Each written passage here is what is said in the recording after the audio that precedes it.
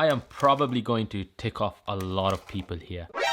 Nani? But that's not my intention. I'm just here to give you the raw, unfiltered version of how you would study for your Easter break. Just as an FYI, I'm Usman and I studied engineering at University of Oxford and also at the University of Birmingham. I run ucademy.co.uk, where we help students get hundreds of A's and A stars each year for GCSE and A levels. One of the biggest things that I talk about in getting top grades is your habits. This is what we want to look at today. How to structure your habits and routines for your Easter holidays. Now, I'm someone who thought he was a bad man whilst I was at GCSE and A levels, thinking that yeah, it's cool if I don't revise and still go into my exams, and that way I can really show what my talent is all about. What a fool I was. Of course, life doesn't work like that, right? You can't just rely on talent to get you the top grades. You have to be willing to put the work in. But sometimes it is super hard to do when your environment isn't the best. And as the saying goes, if you hang around 4 bums, you're probably the 5th one. So in order to grow your grades to the top level, our identity must be something which actually results in those top grades. So if this season of your life, which is the Easter preparation period, requires you to put some extra work in, then so be it. I'm going to take you through 21 tips on how to ace your Easter revision preparation based on the successes and failures of past students. Before we dive into the plan, the main question we need to be asking ourselves is, anything that we do, how does this serve me in getting top grades? So in no particular order, here is the advice that I give to my students. Number 1, the 8-8-8 rule. I learned this of a YouTuber called Ibs Mo many years ago. And interestingly enough, this guy is much younger than me. But I thought it was a cool piece of advice that he mentioned. It was, you've got 8 hours of study on a non-school day, you've got 8 hours of chill, and you've got 8 hours of sleep. Pretty simple, I think, to break down your day. So that leaves a lot of time for everything. And I think that's what you want to follow. So you want to be studying for 8 hours during every single day of your Easter holiday. And a bonus to this first point is that start early in the morning. Imagine you wake up, say 5 o'clock for your Fajr prayer, which is the Muslim prayer in the morning. If you're working from 5 o'clock onwards, by the time it's 10 o'clock, maybe you've done 3-4 hours worth of revision already. By the time your friends are just waking up from their slumber, Squidward, time to wake up. Wake up, little Squidward. you've already done half of your day's work. I think take this approach of 8 hours, but start very early, so you can have some time left with yourself and your family for the evening. Point number 2 is to study in about 2-hour chunks. The reason I say this is we want to build our mental stamina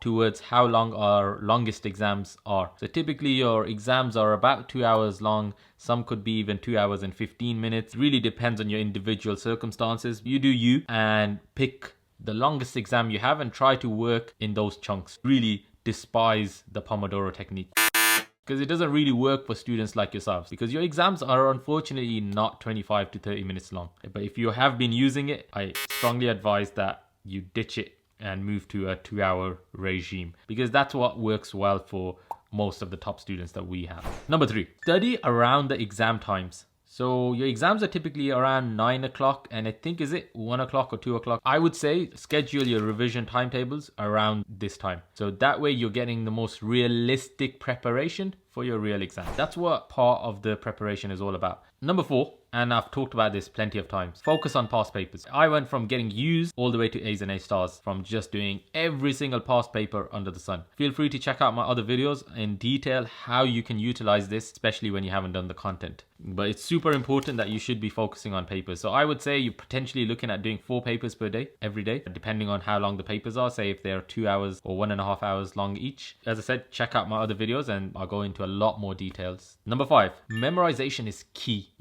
Refer to the classic, what's called the Ratta technique in Pakistan, India, rote learning. Okay, it's very important that you commit your mistakes to your memory and not just move on. A classic trap is students keep moving from one thing to another. All right, what's the difference between a light bulb and a laser? A light bulb at best illuminates a room, whereas a laser, a military grade laser, can cut through metal. And the difference is focus. The laser is super focused, and that's how you need to be. You need to focus on that one paper that you've done, memorize the mistakes, be ruthless about it, and then go to the next paper. Number 6, I mentioned earlier that you need to do a lot of papers. What I want you to do is not worry about them in the sense that you've got a lot of papers to do. There is a saying that goes, you can only eat a camel one bite at a time, and that is the only way you can do it. Number 7, get exercising releases endorphins, and it's generally just gonna make you feel happier. Number 8, exercise will also boost the blood supply to your brain, making you inherently sharper, increasing your brain power effectively. Number 9, stay hydrated, so your brain is receiving the optimal hydration as much as possible. Now this might be a bit tougher if you're observing Ramadan, but you can watch my video here on how to deal with Ramadan. Number 10, see if you can do a mock exam and in realistic conditions. So some companies run these. If you can't find anything like that, you can just get a bunch of your friends, maybe get the parent to sit there and invigilate you. Just create that extra bit of pressure. I think Easter is a super important time where you can do something like this. Number 11, distractions. Get rid of your distractions, whether that's your phone, whether that's Netflix, whether that's your meeting up with your friends in the library under the guise of we're gonna study. Look, get rid of your distractions as much as possible, because the difference between top students and students like yourselves is not that they have something more, is that they have something less, and that something less is their distractions. They are ruthless. Number 12, start today. Number 13, fail, fail, fail, and fail again. This is this kind of paradox that you have in top sportsmen and top actors, which is that when it comes to their training field, they are absolute masters at failing. They love failing and they are super critical of themselves. But when it comes to the real thing, then of course they shine, and they are shining the brightest because they have failed enough time on their training field. So don't be afraid to fail just because you're scoring 10% or 20%. Failure is how you learn. Oh my God! Wow! Number 14, on a related point, these tough days when you're failing, this is what makes us who we are. Tough days remove the laziness from us. They give us a new soul, and they make us vigilant against our exams that are upcoming. So use these days as an opportunity to move closer towards your goals. Embrace these tough days. Number 15, do not accept mediocrity. Having tough days can sometimes mean that, oh, I'm just going to accept this average grade. I'm just going to accept this average result. No, do not accept that. Raise yourself to a higher standard. If you don't do it, no one else is going to do it for you. You deserve better. Now, don't hold yourself to a low standard. Rise to that level and trust in yourself. Number 16, do not wait for perfect conditions. There's no such thing as perfect conditions to start with. So if you keep waiting around for perfect conditions, you're never really going to get them.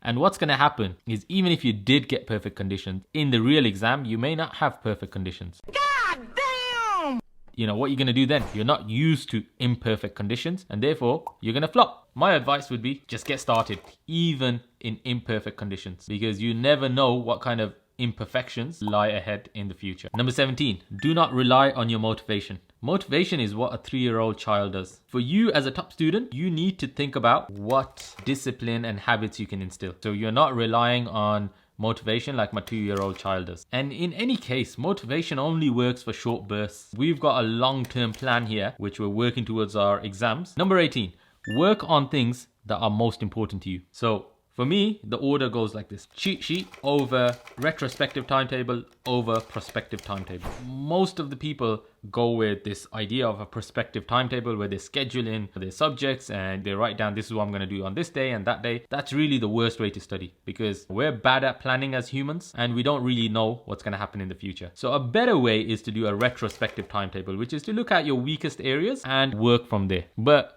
I ain't gonna lie, I never really used to use that. I used to just do this, which is do a paper, and when I make mistakes on there, I would write down those mistakes, or at least the way to solve those mistakes, on a cheat sheet and focus on that. That is the ultimate mistake that you can. It's better than retrospective and prospective timetables. Number 19, brought to you by my mom. बेटा अपना कमरा साफ करो. Clean your room, but do it in less than 5 minutes. What happens is you set yourself this trap that, oh, I've got to do this first. This whole thing about getting into perfect conditions. So you end up spending 2 hours cleaning your room, or sometimes even a whole day, and you haven't done any revision.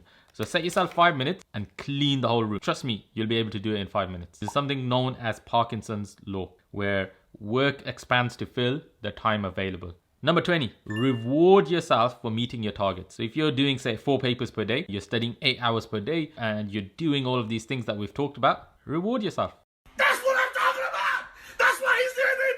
Go out for ice cream, go out for dessert, spend time with your family. Do whatever it is that you want to do to reward yourself. Yes! Yes! Number 21, sponsored by Nike. Just do it. Not really, but and when I say just do it, just subscribe.